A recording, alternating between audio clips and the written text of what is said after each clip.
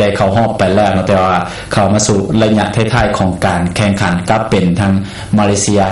ได้2ประตูรวดอันนี้เป็นอาทิตย์ของไทยเนาะที่ยิงประตูที่1เพราะว่าไทยนี่ต้องการเพียงแต่เสมอเท่านั้นก็จะได้ผ่านเข้าสู่รอบรองชนะเลิศไปแล้วและก็มี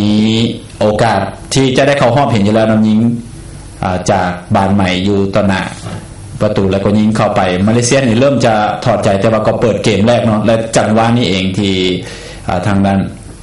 มาเลเซียนั้นได้โอกาสบุกเข้าไปโอกาสที่มาเลเซียนั้นจะมีอัสมีนพานเข้าไปพุดกองหลังไปยิงตีเสมอได้ก็เพิ่มความฮึกเหิมคึกคืนขึ้นให้กับนักเตะมาเลเซียทันทีเมืองอัสมีพานเข้าไปแล้วก็สอดเข้ามายิงโอ้ยเขายังสวยงามเลยผ่านได้ดีหลุดเข้ามาแล้วก็ยิงเต็มคอเลยจังหวะนี้พวกสาประตูหมดสิทธิ์เป็นหมายเลข6นาทีขึ้นมายิงเองแล้วก็จุดเปลี่ยนเนาะในระยะลินเวลาที่สูญเสียไปจุดเปลี่ยนเป็นชาบรุนลากเข้ามาแล้วกดเต็มๆเลยเปลี่ยนเลยแต่ว่าทรงไทยนี่ตกห้องไปเลยแล้วก็เกือบมีเรื่องกันอยู่ในสนามในระยะตอนท้ายๆของเกมการแข่งขันนั้นก็นักเตะกองหลังของไทยมาไปสกัดทางด้านอันนี้เป็นภาพบรรยากาศการดีใจของนักเตะมาเลเซียนำหลังอยู่1-0แล้วก็ตีเสมอ1-1กลับมาเป็น 2-1 แล้วก็อยู่ในระยะตอนท้ายของการแข่งขันด้วยซ้ำแล้วก็เฮ็ดให้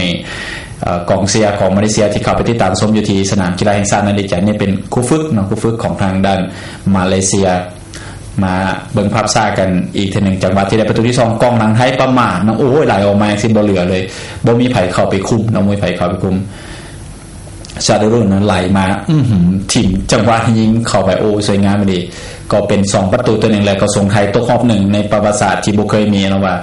ไทยตกรอบ1 4เกมก็เป็นครั้งประวัติศาสตร์แซง8สมัยตอนนี้ไปแล้วเนาะตอนนี้ก็ยังเหลือ4ทีมที่จะแข่งขันกันก็มี